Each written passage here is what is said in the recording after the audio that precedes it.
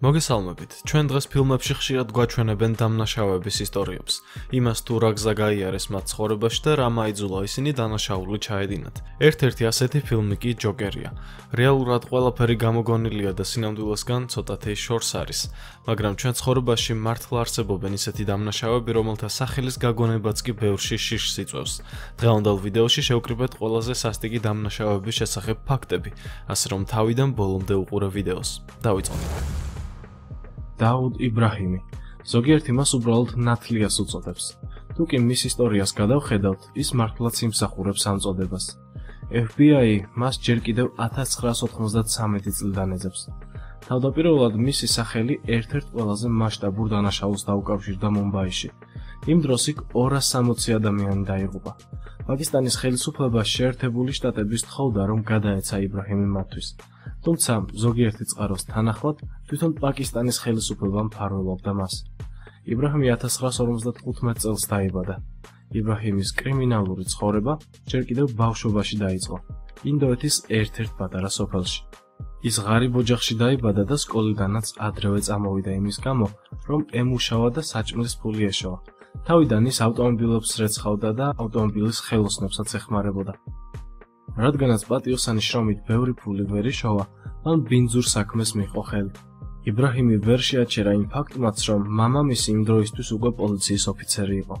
თავიდან მისი არასწორი საქმეები მოიცავდა მხოლოდ ბაზარში ჯიბის ქურდობას და პატარ-პატარა ხულიგნობებს. ამის შემდეგ უკვე იბრაჰიმი სერიოზულ საქმეზე გადავიდა. მან მეგობრებთან ერთად საკუთარი კომპანიაც კი ჩამოაყალიბა. იბრაჰიმი ხელმძღვანელობს უდიდეს კრიმინალურ დაჯგუფებას D კომპანიის. აღნიშნული დაჯგუფება მოიცავს ყოველგვარ კრიმინალურ საქმიანობას, ნარკოტიკული საშუალებების რეალიზებიდან დაწყებული მკვლელობების დაკვეთით დამთავრებული. სინდიკატის ინტერესები ინდოეთში, პაკისტანსა და არაბთა გაერთიანებულ საამიროებში ვრცელდება. FBI-ის ინფორმაციით იბრაჰიმი ალ-ქაიდასთან და მის სამხრეთ აფრიკის ფილიალთან არის დაკავშირებული, რომელმაც 2008 წელს ინდოეთის ქალაქ მუმბაიზე განხორციელებულ ტერაქტზე აიღო პასუხისმგებლობა. არსებობს ვარაუდები, რის საფუძველზეც იბრაჰიმი პაკისტანში ცხოვრობს და მას ადგილობრივი სამსახურები იცავენ. საინტერესო ფაქტია ისიც, რომ იბრაჰიმი დიდი ხნის მანძილზე თანამშრომლობდა ბოლივუდთან, სწორედ მისი დაფინანსებით გადაიღეს უამრავი ფილმი. დღეს მისი თავისთვის დაწესებულია ჯილდო, $25 მილიონი. ზოგიერთი წყარო იუწყება, რომ იბრაჰიმი დღეს ავსტრალიის ტერიტორიაზეა. მატეო მასინა დენარო. გონიათ სიცილიური მაფია მხოლოდ ფილმებშია? ცდებით. ეს დამნაშავე ფაქტობრივად ამ კლანის წესების მიხედვით იზრდებოდა. ის ნამდვილი მაფიოზების ოჯახში დაიბადა. თავისი პირველი დანაშაული მან 18 წლის ასაკში ჩაიდინა. დღეს მატეო 57 წლისაა. ოფიციალური ინფორმაციით მას 50 ადამიანის მკვლელობაში ედება ბრალი. სიცილიურ მაფიაში მან განსაკუთრებული სახელი ჯერ კიდევ 90-იან წლებში მოიხვეჭა. ეს იყო პერიოდი, როცა მან გზიდან ჩამოიშორა თავისი მთავარი კონკურენტი, საკუთარი მამა თავის საყვარელთან ერთად. მატეო არ შეაჩერა იმ ფაქტმაც, რომ იმ დროს მამამისის საყვარელი 3 თვის ორსული იყო. მთლიანობაში მატეო შემჩნეული იყო სხვადასხვა მსხვილ დანაშაულში. ყოველი ასეთი დანაშაული დიდი მსხვერპლით მთავრდებოდა. მატეო უკვე 20 წელზე მეტი აიძებნება. 2006 წელს სიცილიური კოზა ნოსტრას ლიდერის ბერნარდო პროვენცანოს დაპატიმრების შემდეგ აღნიშნულ დაჯგუფებას მატეო მასინა დენარო ჩაუდგა სათავეში. მიუხედავად ადგილობრივი პოლიციის დაუღალავი მცდელობისა, დაასრულოს მაფიოზური დაჯგუფებების არსებობა, დენარო მაინც ამ დრომდე თავისუფალი რჩება. მას უზომოდ იზიდავს და უყვარს ქალები, ძვირფასი ავტომობილები, საათები და მსგავსი ფუფუნების ნივთები. კრიმინალურ გზაზე მან უამრავი ცნობილი ადამიანიც კი ჩამოიშორა გზიდან. მაგალითად 2006 წლამდე მატეომ იმდროინდელი პროკურორის და მისი დამხმარის სიკვდილი შეუკვეთა. 10 წლეულების მანძილზე პოლიციამ დაიჭირა არაერთი მისი თანამზრახველი ან ნათესავი, თუმცა ყოველთვის თავად მატეო თავისუფალი რჩებოდა.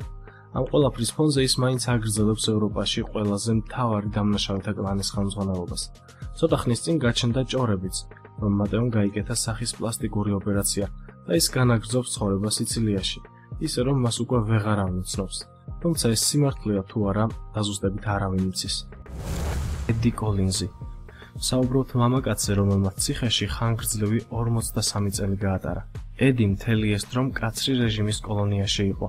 მან ასეთი სიტყვები თქვა: ის რაც მე ჩავიდინე, ძალიან დიდი შეცდომა იყო, რასაც დღემდე ვნანობ. როდესაც ის დააკავეს ჯერ კიდევ ახალგაზრდა, სულ რაღაც 21 წლის იყო. იმ დროს ის არიზონას შტატში ცხოვრობდა. შეიძლება ზოგიერთმა თქვენგან მაიკითხოს, რატომ დაატყდა მას თავს ასეთი უბედურება. ედი გაიზარდა ისეთ რაიონში, სადაც დამნაშავეობა იყო გავრცელებული. თავიდან მან ფსიქოტროპული აბების მიღება დაიწყო, რომელსაც მისი 17 წლის ბიძაშვილი ყიდულობდა. ერთხელ მასსა და მის ბიძაშვილს შორის, იმ დროს როცა ფულს იყოფდნენ, მოხდა გაუგებრობა. ამ დროს კოლინზმა ამოიღო თავისი პისტოლეტი, მოხდა გასროლა და ამ დღის შემდეგ ედის ცხოვრება რადიკალურად შეიცვალა. ჯონ ფრანზესი, 50 წელი. ეს მოხუცი კაცი სულ ცოტა ხნის წინ გაათავისუფლეს ციხიდან, მას შემდეგ რაც მან ციხეში 50 წელი გაატარა. ჯონი გასული წლის 23 ივნისს გაათავისუფლეს. ეს მამაკაცი დამნაშავეთა კლანის, მეტსახელად კოლუმბას დამფუძნებელი იყო. სიცოცხლის მანძილზე მან უამრავი დანაშაული ჩაიდინა. ჩადენილის ფონზე საკმაოდ გასაოცარია ის, რომ ჯონი საერთოდ ციხიდან ცოცხალი გამოვიდა. ამის საპირისპიროდ ის დღეს მასაჩუსეტსის შტატში ფედერალურ სამედიცინო ცენტრში ცხოვრობს, სადაც ზრუნავენ უპატრონო მოხუცებზე. ჰარვი სტევარტი, 60 წელი. ჰარვი ჯერ კიდევ 2011 წელს გამოვიდა ციხიდან. იმ დროისთვის ის უკვე 83 წლის იყო. ამ ადამიანმა ახალგაზრდობაში უამრავი დანაშაული ჩაიდინა, რის გამოც 60 წელი მიუსაჯეს. იმ პერიოდში, როდესაც ის ციხეში იჯდა, ძირითადად მარტო იყო. ციხეშიც კი არავისთან ჰქონდა ურთიერთობა. ის სრულად იზოლირებული იყო გარე სამყაროსგან და არ იცოდა რა ხდებოდა ციხის გარეთ. თქვენ უბრალოდ წარმოიდგინეთ მისი რეაქცია, როდესაც 60 წლის შემდეგ სულ სხვანაირი და განვითარებული სამყარო ნახა. იმ დროისთვის, როდესაც მას მიუსაჯეს 60 წელი, ფეხსაცმლის საშუალო ღირებულება $10 იყო. ადამიანებმა პირველად იმოგზაურეს კოსმოსში. ჯგუფმა ბითლზმა გამოუშვა თავისი პირველი ალბომი დიდ ბრიტანეთში, ხოლო შტატების პრეზიდენტი ჯონ კენედი იყო. მას შემდეგ, რა თქმა უნდა, ბევრი რამ შეიცვალა. ჰელისენ კაბუგა. ამ დამნაშავის ისტორია შეიძლება ითქვას მრავალმხრივია. ერთის მხრივ ის ერთ-ერთი ყველაზე მდიდარი ადამიანი იყო. მეორეს მხრივ კი მას ბრალი ედებოდა ქვეყნის ისტორიაში ყველაზე მასშტაბურ გენოციდში. ჰელისენ კაბუგა აფინანსებდა ერთ-ერთ ყველაზე მასობრივ და საშინელ გენოციდს მსოფლიო ისტორიაში. 800,000 რუანდელის განადგურებას 1994 წელს. თუმცა ზოგიერთი ცნობის თანახმად იმ დროს მილიონზე მეტი ადამიანი დაიღუპა. წარმოიდგინეთ, ეს მთელი მოსახლეობის 20%-ს შეადგენდა. საუბარი გვაქვს მასობრივ ხოცვა-ჟლეტაზე რუანდაში, რომლის დროსაც 100 დღის განმავლობაში 1994 წლის 6 აპრილიდან იმავე წლის ივლისის შუა რიცხვებამდე უამრავი ადამიანი იქნა განადგურებული ჰუტუს ტომის ექსტრემისტული დაჯგუფებების მიერ. გენოციდის მსხვერპლი ძირითადად ტუტსის ეთნიკური ჯგუფის წარმომადგენლები და ზომიერად განწყობილი ჰუტუს ტომელები იყვნენ. ისტორიაში რუანდის გენოციდი შევიდა არა მხოლოდ როგორც ასეთ ხანმოკლე პერიოდში მოკლული ადამიანების რიცხვის, არამედ გაეროს და დასავლეთის არაადეკვატურად დაგვიანებული პასუხის გამო. ყველაფერი დაიწყო იმ დროინდელი რუანდის პრეზიდენტის სიკვდილით. იმ დროს ჰელისენ კაბუგა უკვე გავლენიანი ადამიანი იყო. ის გამოვიდა სიტყვით და პრეზიდენტის მკვლელობაში ტუტსის ტომი დაადანაშაულა. თითქმის ყველა წყაროს თანახმად სწორედ მისმა სიტყვებმა გამოიწვია ეს საშინელი ხოცვა-ჟლეტა. ამავდროულად ის აქტიურად აფინანსებდა ამ გენოციდს. ყველანაირი სისასტიკის და არაადამიანური მოპყრობის თვალით ამ შემთხვევამ ყველა რეკორდი დაამხო. საკუთარი ხელით კაბუგას არავინ მოუკლავს, თუმცა ის დასახელდა ამ ყოველივეს გამოუწვევ მიზეზად და ხელის შემწყობ ადამიანად.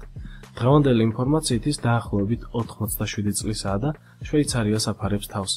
მისი თავისთვის დაწესებულია ჯილდო $5 მილიონი.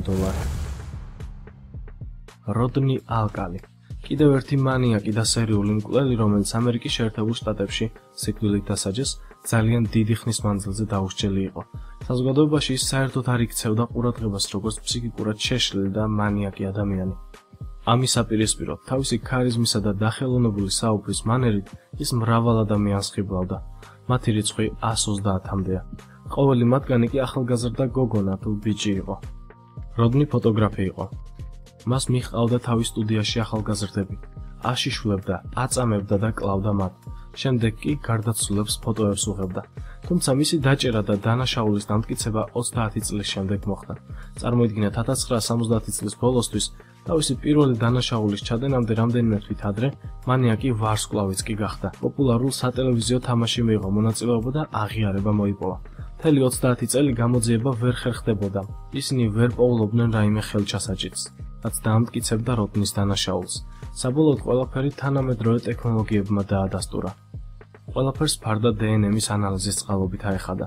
ნაფიც მსაჯულთა კოლეგიამ იგი დამნაშავედ ცნო 12 წლის რობინ სამსისა და 4 ზრდასრული ქალის მკვლელობაში. უფრო მეტიც, ალკალას სახლში პოლიციამ აღმოაჩინა 1000-ზე მეტი ქალის ფოტო, რომლებიც როგორც გამომძიებლები ვარაუდობენ, მკვლელის ნადავლად იქცნენ. მანიაკის მსხვერპლთა სიაში მოხვდნენ ნიუ-ჰემფშირში, ვაშინგტონში, კალიფორნიაში, არიზონასა და ნიუ-იორკის შტატებში მცხოვრები ქალები. იმ დროს პროკურორმა განაცხადა, რომ მკვლელმა გაცილებით მეტი ქალი დახოცა, ვიდრე ეს გამოძიებამ დაამტკიცა. როდნი ალკალის სიკვდილით დასაჯეს სასიკვდილო ინექციით. პოლ გეიდელი, 68 წელი. წარმოგიდგენთ პატიმარს, რომელმაც შეერთებული შტატების ისტორიაში ყველაზე დიდი დრო გაატარა ციხეში და იქიდან გამოსვლაც მოასწრო. პოლმა 68 წელი შეერთებული შტატების სხვადასხვა ციხეში გაატარა. საოცარია ის, რაც მან შეძლო, მან იცოცხლო თავისი გათავისუფლების დღემდე. ასეთი რამ მართლაც იშვიათია. გათავისუფლებისას ის 86 წლის იყო. უკვე დაუბრუნდებით წარსულს, გეტყვით, რომ პოლი 1911 წელს დააკავეს, მაშინ როცა ის 17 წლის იყო. როდესაც მოვიდა გათავისუფლების დრო, პოლს არ სურდა დაეტოვებინა ციხე. საბოლოოდ ის ერთ-ერთ მოხუცთა თავშესაფარში მიიყვანეს, სადაც მან 6 წელი გაატარა. 92 წლის ასაკში პოლ გეიდელი გარდაიცვალა.